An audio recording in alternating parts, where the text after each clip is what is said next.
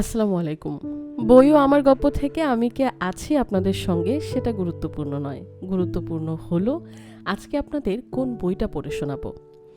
আজকে আপনাদের পড়ে শোনাতে যাচ্ছি বিভূতিভূষণ বন্দ্যোপাধ্যায়ের কালজয়ী উপন্যাস আদর্শ হিন্দু হোটেল।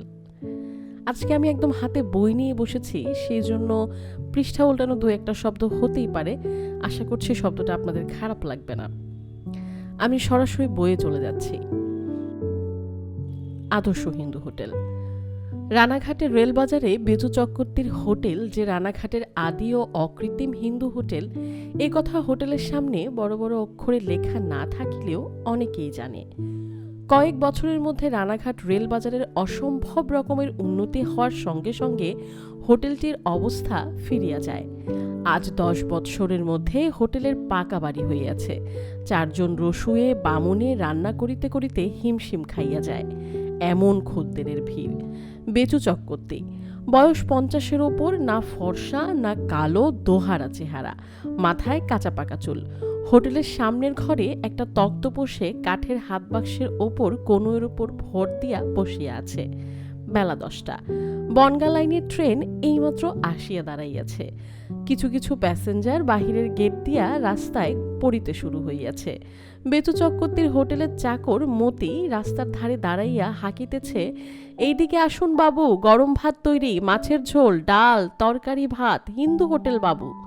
2 জন লোক বক্তৃতায় ভুলিয়া পাশের যদু বারুজ্যের হোটেলের লোকের সাদর আমন্ত্রণ উপেক্ষা করিয়া বেচু চক্রবর্তীর হোটেলেই ঢুকিল। এই যে বোচকা এখানে রাখুন, দাঁড়ান বাবু, টিকিট নিতে হবে এখানে। কোন ক্লাসে খাবেন, ফার্স্ট ক্লাস না সেকেন্ড ক্লাস? ফার্স্ট ক্লাসে 5 আনা, সেকেন্ড ক্লাসে 3 আনা। এই হোটেলের নিয়ম। পয়সা দিয়া বেচু চক্রবর্তীর নিকট হইতে টিকিট, এক টুকরা সাদা কাগজের নম্বর ও শ্রেণী লেখা কিনিয়া ভেতরে যাইতে হইবে। সেখানে একজন রসুয়ে বামুন বসিয়া আছে, খদ্দেরের টিকিট লইয়া তাহাকে নির্দিষ্ট স্থানে বসাইয়া দিবার জন্য।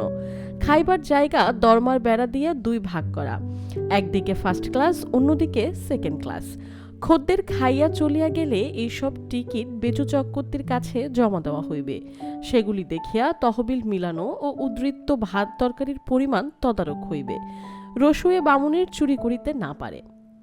চাকর ভিতরে আসিয়া বলিল, মোটে 4 জন লোক খদ্দের, 2 জন ওদের ওখানে গেল। বেচু চক্রবর্তী বলিল, যাকগে, তুই আর একটু এগিয়ে যা, শান্তিপুর আসবার সময় হলো। এই গাড়িতে 2-5টা খদ্দের থাকেই, আর ভেতরে বামুনকে বলে আয় শান্তিপুর আসবার আগে যেন ভাত না চড়ায়, এক ডেকচিতে এখন চলুক।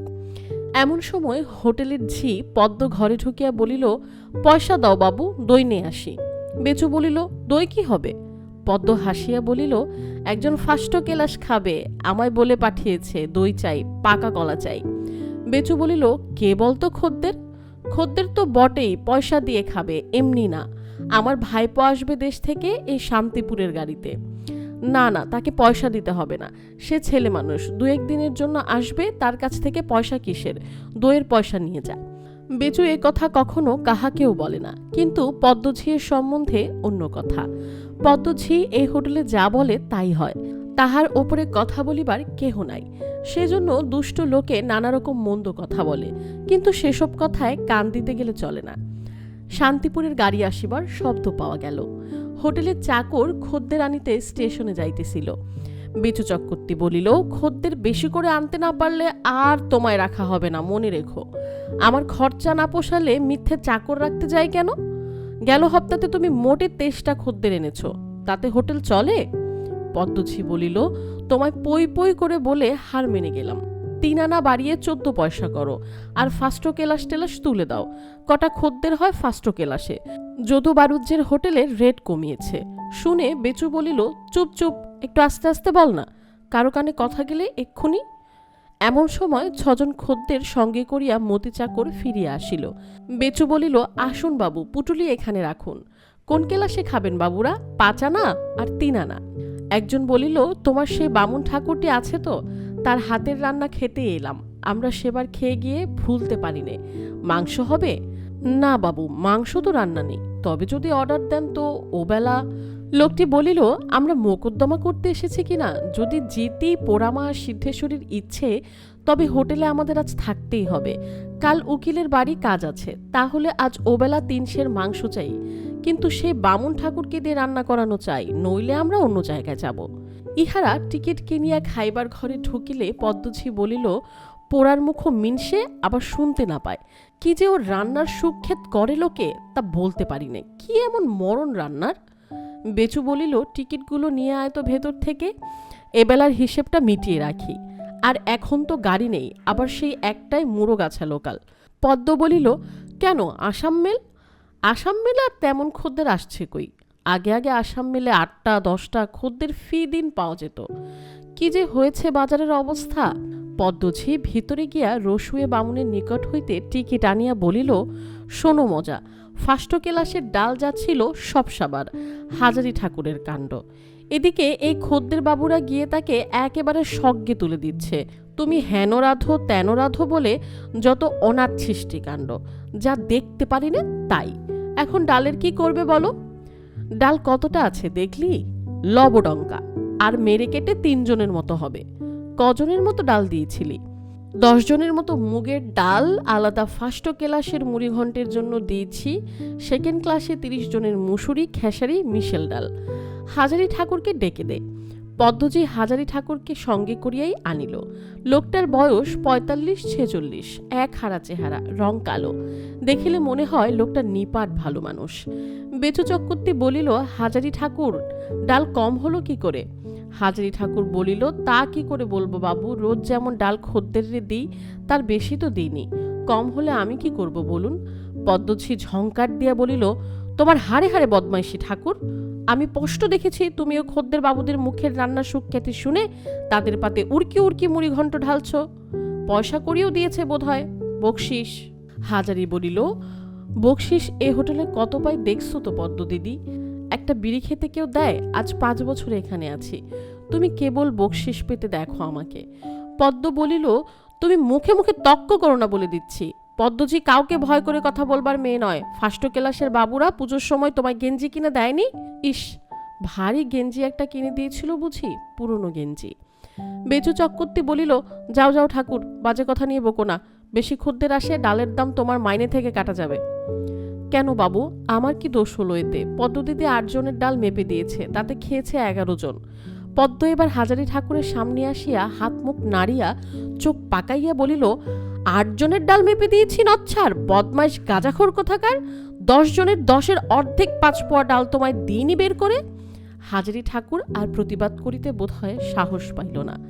পদ্মঝি অত অল্পে বোধহয় ছাড়িত না, কিন্তু ইতিমধ্যে খদ্দেররা আসিয়া পড়াতে সে কথা বন্ধ করিয়া চলিয়া গেল। হাজারি ঠাকুরও ভিতরে গেল। বেলা প্রায় 2:30। আসাম মেল অনেকক্ষণ আসিয়া চলিয়া গিয়াছে। হাজারি ঠাকুর একা খাওয়ার ঘরে খাইতে বসিল। বড় ডেকচিতে 2টিখানি মাত্র ভাত ও কড়াই একটুখানি ঘাটা তরকারি পড়িয়াছে। ডাল মাছ যাহা ছিল পদ্মঝিকে তাহার বড় থালায় বাড়িয়া দিতে হইয়াছে। সে রোজ বেলা 1:30টার সময় রান্নাঘরের উদ্ধৃত্ত ডাল তরকারি মাছ নিজের বাসায় লইয়া যায়। রসুয়ে বামুনদের জন্য কিছু থাকুক আর না থাকুক। অন্য রসুয়ে বামুনটা উড়িয়া, তার নাম রতন ঠাকুর, সে হোটেলে বসিয়া খায় না, তাহারও বাসা নিকটে, সেও ভাত তরকারি লইয়া যায়।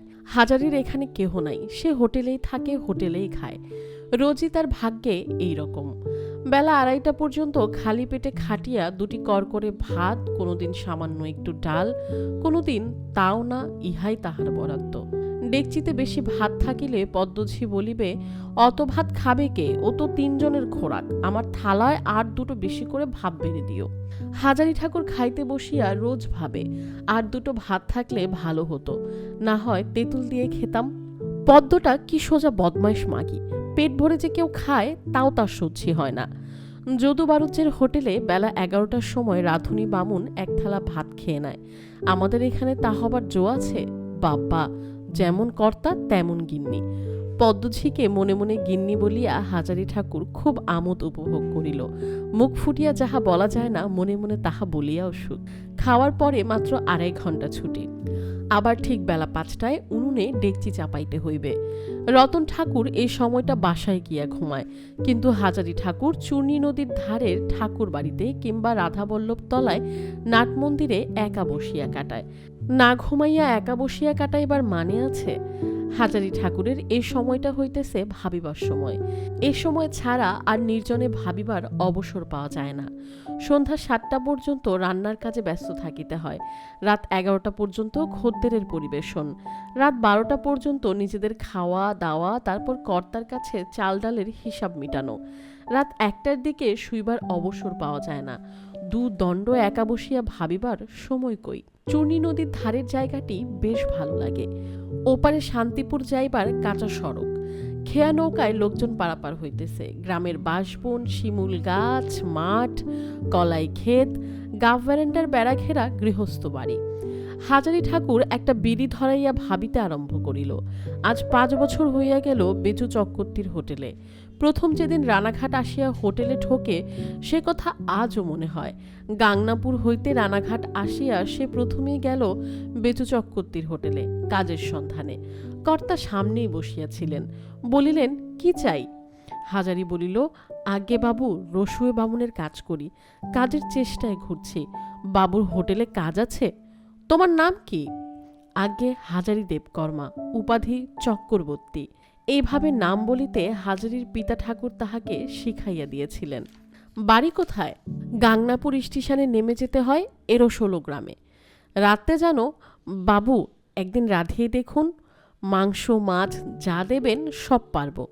আচ্ছা, ৩ দিন এমনি রাখতে হবে, তারপর ৭ টাকা মাইনে দেব আর খেতে পাবে। রাজি থাকো তো আজই কাজে লেগে যাও। সে হইতে আজ পর্যন্ত ৭ টাকার ১ পয়সা মাহিনা বাড়ে নাই। অথচ খদ্দের বাবুরা সকলেই তাহার রান্নার সুখ্যাতি করে। যদিচ পদ্মঝিয়ের মুখে একটা সুখ্যাতির কথাও সে কখনো শোনে নাই। ভালো কথা তো দূরের কথা, পদ্মঝি তাহাকে আঁশবাটি পাতিয়া পারে তো কোটে। গরিব লোক, এ বাজারে চাকুরি ছাড়িয়া দিয়া যাইবেই বা কোথায়? যাক, তাহার জন্য সে তত ভাবে না। তাহার মনে একটা বড় আশা আছে। ভগবান তাহা যদি পূর্ণ করেন কোনো দিন, তবে তাহার সকল খেদ দূর হইয়া যাইবে। হোটেলের কাজ সে খুব ভালো শিখিয়া লইয়াছে। সে নিজে একটা হোটেল খুলিবে। হোটেলের বাহিরে লেখা থাকিবে, হাজারি চক্রবর্তীর হিন্দু হোটেল, রানাঘাট। ভদ্রলোকদের সস্তায় আহার ও বিশ্রামের স্থান। আসুন, দেখুন, পরীক্ষা করুন। কর্তার মতো তাকিয়া ঠ্যাস দিয়া বসিয়া টিকিট বিক্রয় করিবে। রাঁধুনি, বামুন ও ঝি বাবু বলিয়া ডাকিবে। সে নিজে বাজারে গিয়া মাছ তরকারি কিনিয়া আনিবে। এই হোটেলের মতো ঝির ওপর সব ভার ফেলিয়া দিয়ে রাখিবে না। খদ্দেরদের ভালো জিনিস খাওয়াইয়া খুশি করিয়া পয়সা লইবে। সে এই কয় বছরে বুঝিয়া দেখিল, লোকে ভালো জিনিস ভালো রান্না খাইতে পাইলে ২ পয়সা বেশি রেট দিতেও আপত্তি করে না। এই হোটেলের মতো জুয়াচুরি সে করিবে না। মুসুরি ডালের সঙ্গে কম দামের খেসারি ডাল চালাইবে না। বাজারের কানাপোকা ধরা বেগুন, রেল চালানি বরফ দেওয়া সস্তা মাছ বাছিয়া বাছিয়া হোটেলের জন্য কিনিবে না। এখানে খদ্দেরদের বিশ্রামের বন্দোবস্ত নাই। যাহারা নিতান্ত বিশ্রাম করিতে চায়, কর্তার গদিতে বসিয়া ১-৮টা বিড়ি খায়, কিন্তু তাহার মনে হয় বিশ্রামের ভালো ব্যবস্থা থাকিলে সে হোটেলে লোক বেশি আসিবে। অনেকে খাওয়ার পরে একটু গড়াইয়া লইতে চায়। সে তাহার হোটেলে একটা আলাদা ঘর রাখিবে খুচরা খদ্দেরের বিশ্রামের জন্য। সেখানে তক্তপোষের ওপর শতরঞ্জি ও চাদর পাতা থাকিবে, বালিশ থাকিবে, তামাক খাইবার বন্দোবস্ত থাকিবে। কেউ একটু ঘুমাইয়া লইতে চাইলেও অনায়াসে পারিবে। খাও দাও, বিশ্রাম করো, তামাক খাও, চলিয়া যাও। রানাঘাটের কোনো হোটেলে এমন ব্যবস্থা নাই। যদু বারুজ্যের হোটেলেও না। ব্যবসা ভালো করিয়া চালাইতে হইলে এসব ব্যবস্থা করা দরকার। নইলে রেলগাড়ির সময় স্টেশনে গিয়া শুধু আসুন বাবু, ভালো হিন্দু হোটেল বলিয়া চেঁচাইলে কি আর খদ্দের আসে? খদ্দেররা খোঁজে আরামে ভালো খাওয়া। যে দিতে পারিবে তাহার ওখানেই লোক ঝুঁকিবে। অবশ্য ইহা সে বোঝে, আজ যদি একটা হোটেলে বিশ্রামের ঘর করে, তবে দেখিতে দেখিতে কালী রানাঘাটের বাজারময় সব হিন্দু হোটেলেই দেখা দেখি বিশ্রামের ঘর খুলিয়া বসিবে। যদি তাহাতে খদ্দের টানা যায়, তবুও একবার নাম বাহির করিতে পারিলে প্রথম যে নাম বাহির করে তাহারই সুবিধা। আরও কত মতলব হাজারির মাথায় আছে। শুধু খদ্দেরের বিশ্রাম ঘর কেন, মোকদ্দমা মামলা যাহারা করিতে আসে, তাহারা সারাদিনের খাটুনির পরে হয়তো খাইয়া দাইয়া একটু তাস খেলিতে চায়। সে ব্যবস্থা থাকিবে। পান তামাকের দাম দিতে হইবে না, নিজেরাই সাজিয়া খাও, বা হোটেলের চাকরি সাজিয়া দিক। চূর্ণী নদীর ধারে বসিয়া একা ভাবিলে এমন সব কত নতুন নতুন মতলব তাহার মনে আসে। কিন্তু কখনো কি তাহা ঘটিবে? তাহার মনের আশা পূর্ণ হইবে? বয়স তো হইয়া গেল 46-এর উপর। সারা জীবন কিছু করিতে পারে নাই। 7 টাকা মাহিনার চাকুরি আজও ঘুচিল না। ছাপোষা গরিব লোক, কি করিয়া কি হইবে তাহা সে ভাবিয়া পায় না। তবু সে কেন ভাবে রোজ এসব কথা? এই চূর্ণী নদীর ধারে বসিয়া ভাবিতে বেশ লাগে, তাই ভাবে। তবে বয়স হইয়াছে বলিয়া দমিবার পাত্র সে নয়। 46 বছর এমন কিছু বয়স নয়, এখনও সে অনেক দিন বাঁচিবে। কাজে উৎসাহ তাহার আছে। হোটেল খুলিতে পারিলে সে দেখাইয়া দিবে কি করিয়া সুনাম করিতে পারা যায়। হোটেল খুলিয়া মরিয়া গেলেও তাহার দুঃখ নাই। সময় হইয়া গেল, আর বেশিক্ষণ বসিয়া থাকা চলিবে না। পদ্মঝি এতক্ষণ উনুনে আঁচ দিয়াছে, দেরি করিয়া গেলে তাহার মুখ নাড়া খাইতে হইবে। আর কি লাগানি ভাঙানি, কর্তার কাছে লাগাইয়াছে সে নাকি গাঁজা খায়, অথচ সে গাঁজা ছোঁয় না কস্মিন কালে। ফিরিবার পথে ছোট বাজারে রাধাবল্লভতলা। হাজারি ঠাকুর প্রতিদিন এখানে এই সময়ে ভক্তি ভরে প্রণাম করিয়া যায়। বাবা রাধাবল্লভ, তোমার চরণে পড়ে আছি ঠাকুর, মনোবাঞ্ছা পূর্ণ করো। পদ্মঝির ঝাঁটা খেতে আর পারিনে। ওই কর্তাবাবুর হোটেলের পাশে পদ্মঝিরে দেখিয়ে দেখিয়ে যেন হোটেল খুলতে পারি। হোটেলে ফিরিয়া দেখিল রতন ঠাকুর এখনো আসে নাই।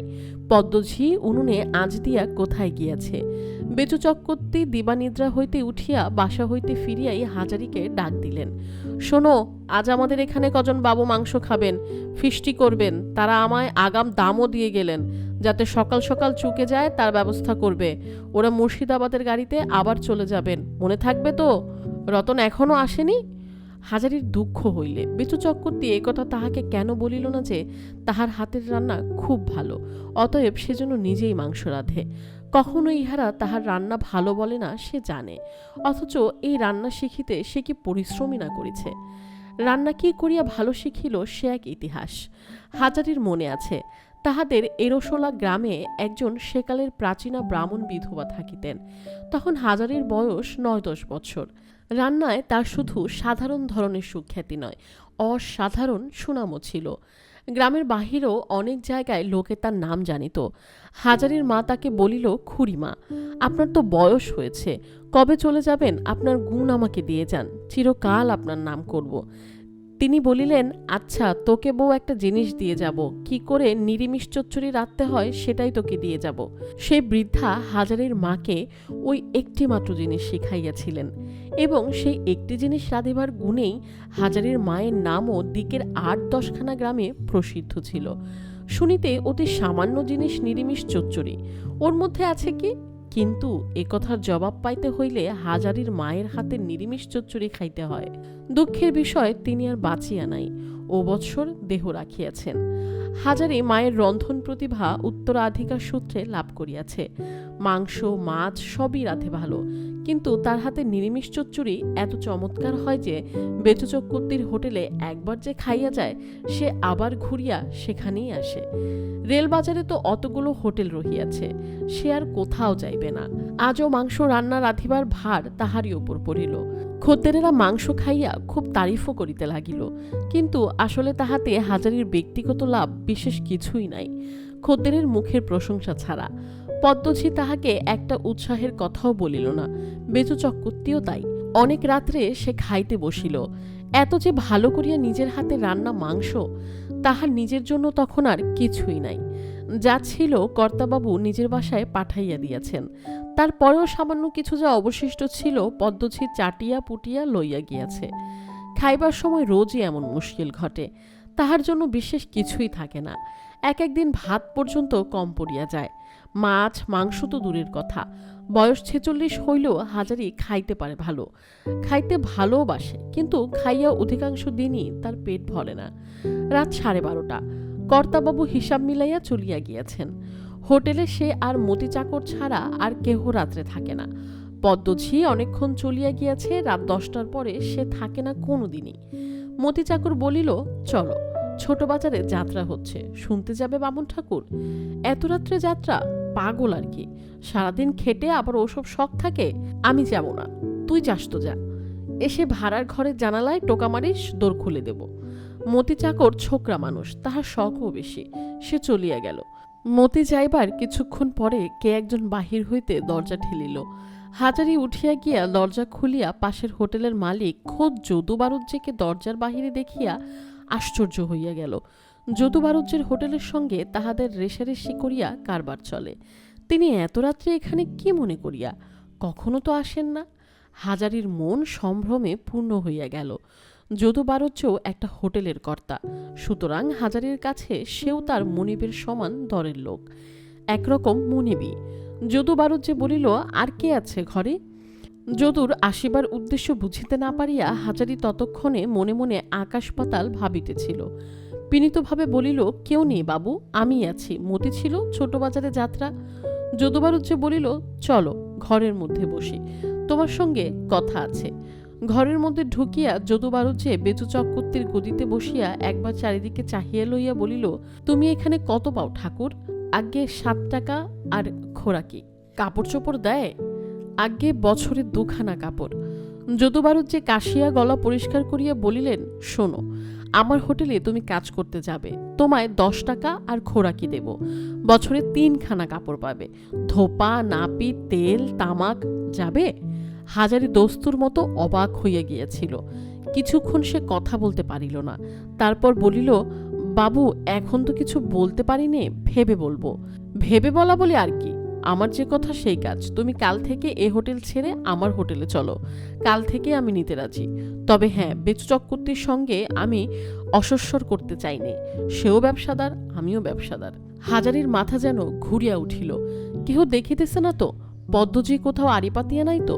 সে তাড়াতাড়ি বলিল, এখন আমি কোনো কথা বলতে পারবো না বাবু, কাল ভেবে বলবো, কাল রাত্রিরে এমন সময় আসবেন। যদু বারুজ্জে চলিয়া গেল। হাজারি গাঁজা খায় এ খবর একেবারে মিথ্যে নয়, তবে খায় খুব সঙ্গোপনে এবং খুব কম। আজ এ ব্যাপারের পরে সে 1 কলিকা গাঁজা না সাজিয়া পারিল না। সংসারে কেহ এ পর্যন্ত তাহাকে ভালো লোক বা ভালো রাধে বলিয়া খাইবার সঙ্গে সঙ্গে তাহার পুরস্কার দিতে চায় নাই।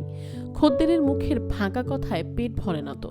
যদুবাবু নিজে বাড়ি বহিয়া আসিয়াছেন, তাহাকে 10 টাকা মাহিনার চাকরি, মায়ে খোরাকি, ধোপা, নাপিত দিতে।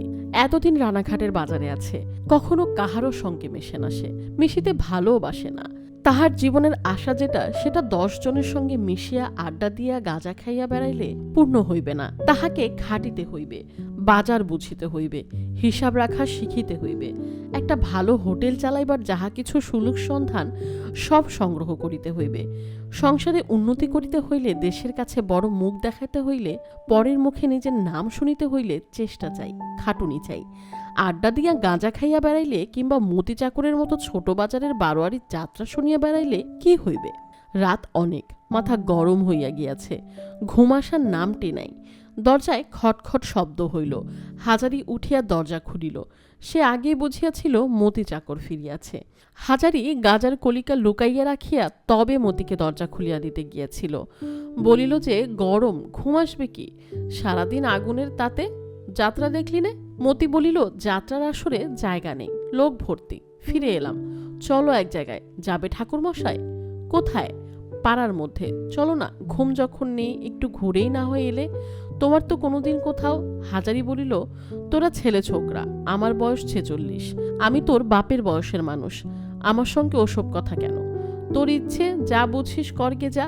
বাবুর কাছে কি পদ্মদিদির কাছে কিছু বলো না ঠাকুর মশাই, দোহাই, দুটি পায়ে পড়ি। আশ্চর্য, আশ্চর্য এই যে মতির এই কথা হাজারির মনে এক নতুন ধরনের ভাবনা আনিয়া দিল। তাহার উচ্চাসা আছে, মতির মতো রাত বেড়াইয়া স্ফূর্তি করিয়া সময় নষ্ট করিলে ভগবান তাহাকে দয়া করিবেন না। মতি কি ভাবিয়া আর বাহিরে গেল না। বাসনের ঘরে, হোটেলে পিতল কাঁসার থালাবাটি রান্নাঘরের পাশে সিন্ধুকে থাকে।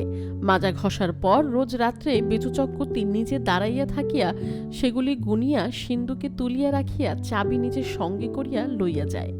মতি সেখানে গিয়া শুইয়া পড়িল। হাজারিও বাসনের ঘরে শোয়। আজ সে বাহিরের গদির মেঝেতে তাহার পুরনো মাদুরখানা পাতিয়া শুইল। না, যদুবাবুর হোটেলে সে যাইবে না। হোটেলের রাঁধুনিগিরি সব জায়গায় সমান। এ হোটেলে আছে পদ্ম, ও হোটেলে হয়তো আবার কে আছে কে জানে। তাছাড়া বেচুবাবু তাহার 5 বছরের অন্নদাতা। লোভে পড়িয়া এতদিনের অন্নদাতাকে ত্যাগ করিয়া যাওয়া ঠিক নয়। সে নিজে হোটেল খুলিবে, এই তো তাহার লক্ষ্য।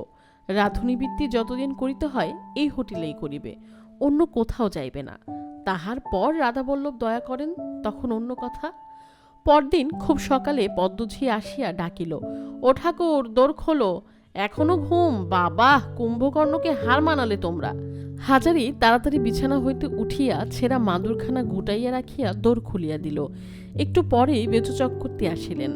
দরজায় গদিতে ও ক্যাশবাক্সে গঙ্গাজলের ছিটা দিয়া ক্যাশবাক্সের ডালার ওপরটা সামান্য একটু গঙ্গাজল দিয়া মার্জনা করিয়া লইয়া পদ্মঝিকে বলিলেন, ধুনো দে, বেলা হয়ে গেল, আজ হাটবার, ব্যাপারীদের ভিড় আছে, শিগগির করে আজ দে, আর সেদিনকার মতো পচা দইটই আনিস নে বাপু, ওতে নাম খারাপ হয়ে যায়, শেষকালে স্যানিটারি বাবুর চোখে পড়ে যাব।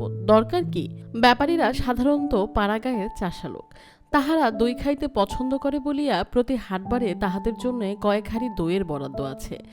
এই দই পদ্মঝি তাহার নিজের ঘরে পাতিয়া হোটেলে বিক্রয় করিয়া 2 পয়সা লাভ করিয়া থাকে, এবং সে যে প্রথম শ্রেণীর জিনিস সরবরাহ করে না তাহা বলাই বাহুল্য। পদ্মঝি মুখ ঘুরাইয়া বলিল, বাবু, আপনার যত সব অনাচ্ছিষ্টি কথা, দই পচা না ঘন্ট? কে বলছে দই পচা? ওই মুখ পোড়া হাজারি ঠাকুর তো, ওর ছেঁড়ার দোর চাল যদি আজ। হাজারি ঠাকুর কথাটা বলিয়াছিল বটে, তবে সে দই পচা কি তাজা তাহা বলে নাই। বলিয়াছিল ব্যাপারী খদ্দেরা বলাবলি করিতেছিল এরকম খারাপ দই খাইতে দিলে তাহারা 14 পয়সার জায়গায় 12 পয়সায় বেশি খোরাকি দিবে না। পদ্মঝি রান্নাঘরে চৌকাঠে পা দিয়া ঝাঝালো ঝগড়ার সুরে বলিল, বলিও ঠাকুর, দই পচা তোমাকে কে বলেছে? হাজারি আমতামতা করিয়া বলিল, ওই সাধু মণ্ডল আর তার ভাইপো রোজ হাটেই তো এখানে খায়, ওরাই বলছিল। তোমার গলা ধরে বলতে গিয়েছে ওরা? তোমার মতো হিংসুক কুচুটে লোক তো কখনো দেখিনি। আমি দই দিই বলে তুমি হিংসে বুক ফেটে মরে যাচ্ছ, সে কি আমি বুঝি নে? তোমার শখের কুসুম গোয়ালিনীর ছাপ বাক্সে পয়সা না উঠলে কি আর তোমার মনে শান্তি আছে?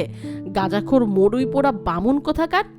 হাজারি জিভ কাটিয়া বলিল, ছি ছি, কি যে বলো পদ্ম দিদি, তার ঠিক নেই। কুসুমের বাপের বাড়ি আমাদের গায়ে, আমায় জ্যাঠা বলে ডাকে, আমি তাকে মেয়ে বলি, তার নামে অমন কথা বললে তোমার পাপ হবে না? ইহার উত্তরে পদ্মঝি যাহা বলিল তাহা ছাপার অক্ষরে প্রকাশ করা যায় না। হাজারির চোখে প্রায় জল আসিল। কুসুমকে সে সত্যি মেয়ের মতো স্নেহ করে। তাহাদের গ্রামের রসিকলাল ঘোষের মেয়ে, রানাঘাটে তাহার শ্বশুর বাড়ি, অল্প বয়সে বিধবা হইয়াছে, এখন দুধ বেচিয়া দই বেচিয়া ছোট ছোট 2টি ছেলেকে মানুষ করে। এক শাশুড়ি ছাড়া শ্বশুর বাড়িতে কেহ নাই। হঠাৎ একদিন পথে দুজনের দেখা। জ্যাঠামশাই যে, দাঁড়ান, একটু পায়ের ধুলো দিন। আপনি এখানে কোথায়?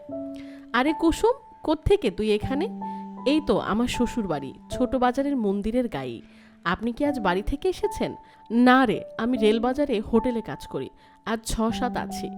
বিদেশে একই গ্রামের মানুষ দেখিয়া দুজনেই খুব খুশি হইল। সেই হইতে কুসুম হাজারি ঠাকুরের হোটেলে দুধ দই বেচিতে গিয়াছে। গরিব বলিয়া হাজারি ঠাকুর অনেকবার লুকাইয়া হোটেল হইতে রাধা ভাত তরকারি তাহাকে থালা ভরিয়া বাড়িয়া দিয়াছে। দুধ দই বেচিয়া ফিরিবার সময় কুণ্ডুদের পাটের আড়তের গলিটায় দাঁড়াইয়া কুসুম থালা লইয়া গিয়াছে। ইহাদের মেলামেশা ও ঘনিষ্ঠতা পদ্মঝির চোখ এড়ায় নাই, সুতরাং সে বলিতেই পারে। দুপুরের পর হাজারি প্রতিদিনের মতো চূর্ণির ধারে যাইতেছে, এমন সময় কুসুমের সঙ্গে দেখা হইল। কুসুম দুধের ভার হাতে ঝুলাইয়া বাড়ি ফিরিতেছিল। তাহার বয়স 24-25, বেশ স্বাস্থ্য, রং শ্যামবর্ণ, মুখশ্রী বেশ শান্ত। হাজারি বলিল, বাড়ি ফিরছিস এত বেলায় যে? কুসুম বলিল, জ্যাঠামশায়, বড্ড দেরি হয়ে গেল, নিজের তো দুধ নেই, কায়েতপাড়া থেকে দুধ আনি, তবে বিক্রি করি, তবে বাড়ি ফিরি। আসুন না আমাদের বাড়ি। না, এখন আর কোথায় যাব, তুই যা, খাবি দাবি। কুসুম কিছুতেই ছাড়ে না, বলিল, আমার খাওয়া দাওয়া জ্যাঠামশাই, শাশুড়ি রেঁধে রেখে দিয়েছে, গিয়ে খাবো, কতক্ষণ লাগবে, আসুন না। হাজারি অজ্ঞতা গেল। 6 চালা একখানা বড় ঘর, সেখানেতে কুসুমের শাশুড়ি থাকে, আর একখানা ছোট 4 চালা ঘরে কুসুম ছেলে দুটি লইয়া থাকে। শাশুড়ির সহিত কুসুমের খুব সদ্ভাব নাই। কুসুম নিজের ঘরে হাজারিকে লইয়া গিয়া বসাইল। ঘরের মধ্যে একখানা তক্তপোষ পুরু কাঁথা পাতিয়া সুন্দর পরিপাটি বিছানা তাহার উপরে, তক্তপোষের নিচে বালি দেওয়া আর বছরের আলো। এক কোণে কতকগুলি হাঁড়িকুড়ি ও একটা বড় জ্বালা বাঁশের আলনাতে কতকগুলি লেপ কাঁথা বাঁধা। একটা জলচৌকিতে খানা কতক পরিষ্কার পরিচ্ছন্ন ঝকঝকে পিতল কাঁসার বাসন। ঘর দেখিয়া হাজারির মনে হইল কুসুম বেশ সাজাইয়া রাখিতে জানে জিনিসপত্র। কুসুম বলিল, পান খাবেন জ্যাঠামশাই? দে একটা, আর তুই খেতে যা, বেলা অনেক হয়েছে। কিন্তু কুসুমের দেখা গেল খাওয়ার সম্বন্ধে কোনো তাড়া নাই। হাজারিকে পান দিয়া সেই যে হাজারির সামনে মেঝেতে বসিয়া গল্প করিতে লাগিল, প্রায় ঘণ্টা খানেক হইয়া গেল। সে নড়িবার নামও করে না দেখিয়া হাজারি ব্যস্ত হইয়া পড়িল। বলিল, তুই খেতে জানা, আমি যাই, আবার উনুনে আঁচ দিতে হবে সকাল সকাল। কুসুম বলিল, যাচ্ছি এবার, বলিয়া আর যায় না। আরও আধ ঘণ্টা কাটিয়া গেল, কুসুম দেশে আর যায় নাই। বাবা মারা গিয়াছে, ভাইয়েরা গরিব বলিয়া হোক বা ভাই বউদের জন্যই হোক, তাহাকে বাপের বাড়িতে কেহ লইয়া যায় না। নিজে দু একবার গিয়াছিল, বেশি দিন টিকিতে পারে নাই। ভাই বউদের ব্যবহার ভালো নয়। হাজারির সঙ্গে কুসুম সেই সব কাহিনী বলিতে লাগিল। ছেলেবেলায় গ্রামে কি পথে করিয়াছিল কি, সেই বিষয়ে কথাও তাহার আর ফুরায় না। এখানে ছোলার শাক পয়সা দিয়ে কিনতে হয়। আমাদের গায়ের যুগিপাড়ার মাঠে আমরা ছোলার শাক তুলতে যেতাম জ্যাঠামশায়। একবার তখন আমার বয়স 9 বছর। আমি আর সাধু কুমুরের মেয়ে আদর, আমরা দুজনে গিয়েছি ছোলার শাক তুলতে। একটা মিনসে দেখি জ্যাঠামশাই ছোলার খেতে বসে কচি ছোলা তুলে তুলে খাচ্ছে। আমাদের না দেখে দৌড় দৌড়, বিষম দৌড়।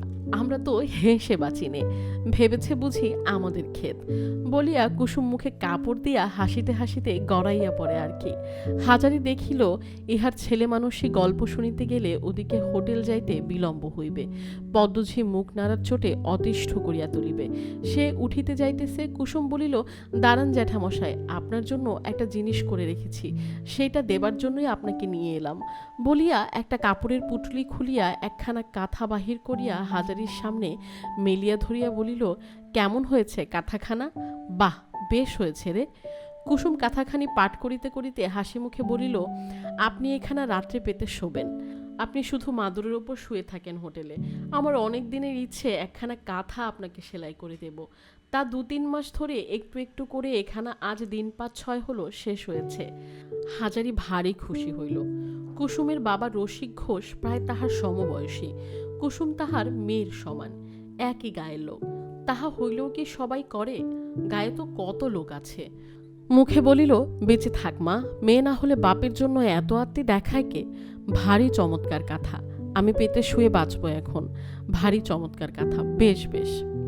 কুসুম বলিল, জ্যাঠামশাই, আপনি তো বললেন মেয়ে না হলে কে করে, কিন্তু আমিও বলছি, বাবা না হলে হোটেল থেকে নিজের মুখের ভাতের থালা কে মেয়েকে দেয় লুকিয়ে শ্রাবণ মাসের সেই উপজ্জান্ত বাদলায়?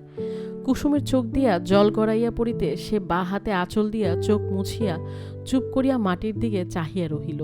কিছুক্ষণ পরে বলিল, মাথার ওপর ভগবান জানেন, আর কেউ জানে না আপনি আমার জন্য যা করছেন। আপনি ব্রাহ্মণ দেবতা, আমি ছোট জাতের মেয়ে, আমার ছোট মুখে বড় কথা সাজে না। তবে আমিও বলছি, ওপরের দেনেওয়ালা আপনাকে ভাতের থালার বদলে মোহরের থালা যেন দেন, আমিও যেন দেখে মরি। বলিয়াই সে আসিয়া হাজারির পায়ে গড় হইয়া গলায় আঁচল দিয়া প্রণাম করিল। সেদিন ছিল বেশ বর্ষা। হাজারি দেখিল হোটেলে গদির ঘরে অনেকগুলি ভদ্রলোক বসিয়া আছে। অন্যদিন এই ধরনের খদ্দের এ হোটেলে সাধারণত আসে না। হাজারি ইহাদের দেখিয়া একটু বিস্মিত হইল। বেচু চক্রবর্তী ডাকিল, হাজারি ঠাকুর, এদিকে এসো। হাজারি গদির ঘরের দরজায় আসিয়া দাঁড়াইলে ভদ্রলোকদের একজন বলিলেন, এই ঠাকুরটির নাম হাজারি? বেচু চক্রবর্তী বলিল, হাঁ বাবু, এরই নাম হাজারি। বাবুটি বলিলেন, এর কথাই শুনেছি। ঠাকুর, তুমি আজ বর্ষার দিনে আমাদের মাংস পোলাও রেঁধে ভালো করে খাওয়াতে পারবে? তোমার আলাদা মজুরি যা হয় দেব। বেচু বলিল, ওকে আলাদা মজুরি দেবেন কেন বাবু? আপনাদের আশীর্বাদে আমার হোটেলের নাম অনেক দূর অবধি লোকে জানে। ও আমারই ঠাকুর, ওকে কিছু দিতে হবে না, আপনারা যা হুকুম করবেন তাও করবে। এই সময় পদ্মঝি বেচু চক্রবর্তীর ডাকে ঘরে ঢুকিল। বেচু চক্রবর্তী কিছু বলিবার পূর্বে জৈনক বাবু বলিল, ঝি, আমাদের একটু চা করে খাওয়াও তো এই বর্ষার দিনটাতে, না হয় কোনো দোকান থেকে একটু এনে দাও। বুঝলেন চক্রবর্তী মশাই, আপনার হোটেলের নাম অনেক দূর পর্যন্ত যে গিয়েছে বললেন, সে কথা মিথ্যা নয়। আমরা যখন আজ শিকারে বেরিয়েছি তখন আমার পিস্তুত ভাই বলে দিয়েছিল, রানাঘাট যাচ্ছ, শিকার করে ফেরবার পথে রেলবাজারের বেচু চক্রবর্তীর হোটেলে হাজারি ঠাকুরের হাতের মাংস খেয়ে এসো। তাই আজ সারা দিন জলায় আর বিলে পাখি মেরে বেরিয়ে বেরিয়ে ভাবলাম ফিরবার গাড়ি তো রাত 10টায়, তাই বর্ষার দিনে গরম গরম মাংস একটু খেয়েই যাই। মজুরি কেন দেব না চক্রবর্তী মশাই? ও আমাদের রান্না করুক, আমরা ওকে খুশি করে দিয়ে যাব, ওর জন্যই তো এখানে আসা। কথা শুনিয়া হাজারি অত্যন্ত খুশি হইয়া উঠিল। আরও সে খুশি হইল এই ভাবিয়া যে চক্রবর্তী মশায়ের কানে কথাগুলি গেল, তাহার চাকরির উন্নতি হইতে পারে। মনিবের সুনজরে পড়িলে কি না সম্ভব। খুশির চোটে সে লক্ষ্যই করিল না যে পদ্মঝি তাহার প্রশংসা শুনিয়া এদিকে হিংসায় নীল বর্ণ হইয়া উঠিয়াছে। বাবুরা হোটেলের উপর নির্ভর করিল না, তাহারা জিনিসপত্র নিজেরাই কিনিয়া আনিল। হাজারি ঠাকুর মাংস রাঁধিবার একটি বিশেষ প্রণালী জানে। মাংসে একটুকু জল না দিয়া নেপালি ধরনের মাংস রান্নার কায়দা সে তাহাদের গ্রামের নেপাল ফেরত ডাক্তার শিবচরণ গাঙ্গুলির স্ত্রীর নিকট অনেকদিন আগে শিখিয়াছিল। কিন্তু হোটেলে দৈনন্দিন খাদ্য তালিকার মধ্যে মাংস কোনোদিনই থাকে না। তবে বাধা খরিদ্দারগণের মন্তুষ্টির জন্য মাসে একবার দুবার মাংস দেওয়ার ব্যবস্থা আছে বটে। সে রান্নার মধ্যে বিশেষ কৌশল দেখাইতে গেলে চলে না, বা হাজারির ইচ্ছাও করে না। যেমন ভালো শ্রোতা না পাইলে গায়কের ভালো গান করিতে ইচ্ছা করে না, তেমনি হাজারি ঠিক করিল পদ্মজি তাহাকে দুই চক্ষু পারিয়া যেমন দেখিতে পারে না, তেমনি আজ মাংস রাঁধিয়া সকলের বাহবা লইয়া পদ্মঝির চোখে আঙুল দিয়ে দেখাইয়া দিবে তাহাকে যত ছোট মনে করে ও তত ছোট সে নয়। সেও মানুষ, সে অনেক বড় মানুষ। ভালো জোগাড় না দিলে ভালো রান্না হয় না। পদ্মঝি জোগাড় দিবে না এ জানা কথা। হোটেলের অন্য উড়ে বামুনটিকে বলিতে পারা যায় না, কারণ সেই হোটেলের সাধারণ রান্না রাঁধিবে। একবার ভাবিল কুসুমকে আনবো, পরক্ষণে স্থির করিল তার দরকার নাই। লোকে কে কি বলবে, পদ্মজি তো বোটে পাতিয়া কুটিবে কুসুমকে। যাক, নিজেই যাহা হয় করিয়া লইবে। এখন বেলা হইয়াছে। হাজারি বাজার হইতে কেনা তরি তরকারি মাংস নিজেই কুটিয়া বাছিয়া লইয়া রান্না চাপাই দিল। বর্ষাও যেন নামিয়াছে হিমালয় পাহাড় ভাঙিয়া, কাঠগুলো ভিজিয়া গিয়াছে। মাংস সে কয়লার জালে রাঁধিবে না, তাহার সে বিশেষ প্রণালীর মাংস রান্না কয়লার জালে হইবে না। সব রান্না শেষ হইতে বেলা 2টা বাজিয়া গেল। তারপর খরিদ্দার বাবুরা খাইতে বসিল। মাংস পরিবেশন করিবার অনেক পূর্বেই ওস্তাদ শিল্পীর গর্ব ও আত্মপ্রত্যয়ের সহিত হাজারি বুঝিয়াছে আজ যে ধরনের মাংস রান্না হইয়াছে ইহাদের ভালো না লাগিয়া উপায় নাই, হইলও তাই। বাবুরা বেচু চক্রবর্তীকে ডাকাইলেন। হাজারি ঠাকুরের সম্বন্ধে এমন সব কথা বলিলেন যে বেচু চক্রবর্তীও যেন অস্বস্তি বোধ করিতে লাগিল সে কথা শুনিয়া। চাকরকে ছোট করিয়া রাখিয়া মনিবের সুবিধা আছে, তাহাকে বড় করিলেই সে পাইয়া বসিবে। যাইবার সময় একজন বাবু হাজারিকে আড়ালে ডাকিয়া বলিলেন, তুমি এখানে কত পাও ঠাকুর? 7 টাকা আর খাওয়া পড়া। এই 2 টাকা তোমাকে আমরা বকশিস দিলাম, চমৎকার রান্না তোমার। যখন আবার এদিকে আসবো তুমি আমাদের রেঁধে খাইও। হাজারি ভারী খুশি হইল। বকশিস ইহারা হয়তো কিছু দিবেন সে আশা করিয়াছিল বটে, কিন্তু 2 টাকা দিবেন তা সে ভাবে নাই। যাইবার সময় বেচু চক্রবর্তীর সামনে বাবুরা হাজারির রান্নার আরেক দফা প্রশংসা করিয়া গেলেন। আর একবার শীঘ্রই শিকারে আসিবেন এদিকে। তখন এখানে আসিয়া হাজারি ঠাকুরের হাতের মাংস না খাইলে তাহাদের চলিবেই না। বেশ হোটেল করেছেন চক্রবর্তী মশাই। বেচু চক্রবর্তী বিনীতভাবে কাচুমাচু হইয়া বলিল, আগে বাবু মশাইরা রাজশৈলোক, সব দেখতে পাচ্ছেন, সব বুঝতে পারছেন। এই রানাঘাট রেলবাজারে হোটেল আছে অনেকগুলো, কিন্তু আপনাদের মতো লোক যখনই আসেন সকলেই দয়া করে এই গরিবের কুড়েতেই পায়ের ধুলো দিয়ে থাকেন। তা আসবেন যখন আপনাদের ইচ্ছা হয়, আগে থেকে একখানা চিঠি দেবেন, সব মজুদ থাকবে আপনাদের জন্যে। বলবেন কলকাতায় ফিরে 2-4 জন আলাপি লোককে, যাতে এদিকে এলে তারাও এখানেই এসে ওঠেন। বাবু, তা আমার বামুনের মজুরিটা? হ্যাঁ হ্যাঁ, কত মজুরি দেব? তা দিন বাবু, একবেলার মজুরি 8 আনা দিন। বাবুরা আরও 8 আনা পয়সা বেচুর হাতে দিয়া চলিয়া গেলেন। বেচু হাজারি ঠাকুরকে ডাকিয়া বলিল, ঠাকুর, আজ আর বেরিও না কোথাও, বেলা গিয়েছে, উনুনে আচার একটু পরেই দিতে হবে। পদ্ম কোথায়? পদ্ম দিদি থালা বাসন বার করছে, ডেকে দেব? পদ্মঝি আজ যে মুখ ভার করিয়া আছে হাজারি তাহা বুঝিয়াছিল। আজ হোটেলে সকলের সামনে তাহার প্রশংসা করিয়া গিয়াছে বাবুরা, আজ আর কি তাহার মনে সুখ আছে? পদ্মঝির মনস্তুষ্টি করিবার জন্য তাহার ভাতের থালায় হাজারি বেশি করিয়া ভাত তরকারি এবং মাংস দিয়াছিল। পদ্মঝি কিছু মাত্র প্রসন্ন হইয়াছে বলিয়া মনে হইল না। মুখ যেমন ভার তেমনি রহিল। ভাতের থালা উঠাইয়া লইয়া পদ্মঝি হঠাৎ প্রশ্ন করিল, রাধা মাংস আর কতটা আছে ঠাকুর? বলিয়াই ডেকচির দিকে চাহিল। এমন চমৎকার মাংস কুসুমের বাড়ি কিছু দিয়ে আসিবে। সে ব্রাহ্মণের বিধবা নয়, মাছ মাংস খাইতে তাহার আপত্তি নাই। ভাবিয়া ডেকচিতে 1.5 পোয়া আন্দাজ মাংস হাজারি রাখিয়া দিয়াছিল। পদ্মজি কি তাহা দেখিতে পাইল? পদ্ম দেখিয়াছে বুঝিয়া হাজারি বলিল, সামান্য একটু আছে। কি হবে ওটুকু? আমায় দাও না, আমার আজ ভাগ্নি জামাই আসবে, তুমি তো মাংস খাও না। কুসুমের জন্য রাখা মাংস পদ্ম ঝিকে দিতে হইবে, যার মুখ দেখিতে ইচ্ছে করে না হাজারির। হাজারি মাংস খায় না তাহা নয়, হোটেলে মাংস রান্না হইলে হাজারি নিজের ভাগের মাংস লুকাইয়া কুসুমকে দিয়ে আসে, নিজেকে বঞ্চিত করিয়া। পদ্মঝি তাহা জানে, জানে বলিয়াই তাহাকে আঘাত করিয়া প্রতিশোধ লইবার ইচ্ছা উহার মনে জাগিয়াছে, ইহাও হাজারি বুঝিল। হাজারি বলিল, তোমায় তো দিলাম পদ্ম দিদি, একটুখানি পড়ে আছে ডেকচির তলায়, ওটুকু আর তুমি কি করবে? কি করব বললুম, তা তোমার কানে গেল না? ভাগ্নি জামাই এসেছে শুনলে না? যা দিলে এতটুকুতে কি কুলুবে, ঢেলে দাও ওটুকু। হাজারি বিপন্ন মুখে বলিল, আমি একটু রেখে দিয়েছি, আমার দরকার আছে। পদ্মজি ঘুরিয়া দাঁড়াইয়া শ্লেষের সুরে বলিল, কি দরকার? তুমি তো খাও না, কাকে দেবে শুনি? হাজারি বলিল, দেব, ও একজন একটু চেয়েছে। কে একজন? আছে, ও সে তুমি জানো না। পদ্মঝি ভাতের থালা নামাইয়া হাত নাড়িয়া বলিল, না, আমি জানি নে, তা কি আর জানি, আর সে জানাজানির আমার দরকার নেই। হোটেলের জিনিস তুমি কাউকে দিতে পারবে না, তোমায় অনেক দিন বলে দিয়েছি। বেশ, তুমি আমায় না দাও, চক্রবর্তী মশাই শালাও আজ কলকাতা থেকে এসেছে, তার জন্যে মাংস বাটি করে আলাদা রেখে দাও, ওবেলা এসে খাবে। এখন আমি না পেতে পারি, সে হোটেলের মালিকের আপনার লোক, সে তো পেতে পারে। বেচু চক্রবর্তীর এই শালাকে হাজারি অনেকবার দেখিয়াছে।